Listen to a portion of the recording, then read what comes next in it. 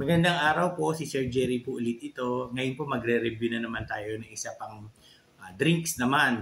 Kung titingnan po natin kung pwede po ito sa mga diabetic. Ito po yung ating re-reviewin ngayong araw na ito. Ito pong Easy Famax wheatgrass drink with konting honey. Okay, so ito po, marami pong gumagamit itong drinks na to, yung mga healthy lover, mga palaisip sa kanilang health. Ito pong drinks na to. Kasi nga daw po, wheatgrass. Titingnan po natin kung pwede po ito sa mga diabetic. Actually, ginagawa po rito, di ba? Ano lang, nahalo lang po sa tubig.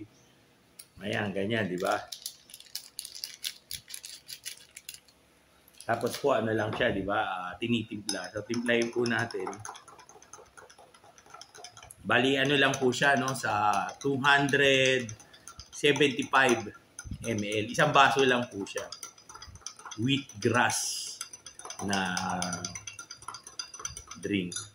Okay, so para malaman po natin kung pwede ba ito sa mga diabetic, tingnan po muna natin, no? Yung umpisaan po natin yung ating review ngayon sa pamamagitan ng isang sa pag-check sa aking sugar level. Tapos lagyan pala po na natin ng strip.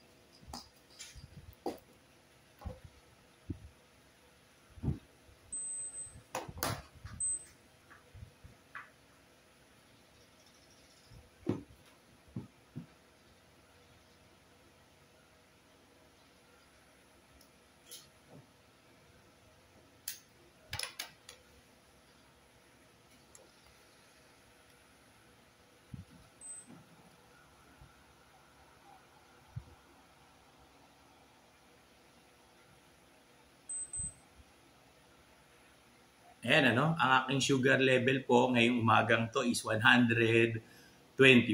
So okay po, yung sugar level ngayon ni Sir Jerry. So ngayon po, testingin po natin itong Easy Famax na wheatgrass. Masubukan natin kung okay ba to sa mga diabetic.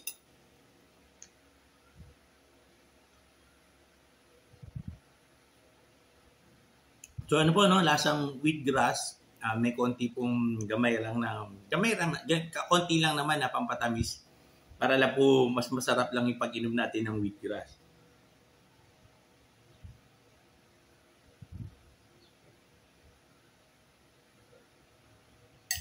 Ayan, inubos po natin yung isang 270 ml, isang baso na wheatgrass. At after 1 hour, checkin po ulit natin kung ano po ang epekto nito sa ating sugar level. Balik po tayo after 1 hour. Okay, so 1 hour na po ang lumipas. So tingnan na po natin ngayon ano po ang epekto nito sa sugar level natin. Yung ating ininom kanina na drinks na Easy Famax na wheatgrass. Checkin po natin yung aking sugar.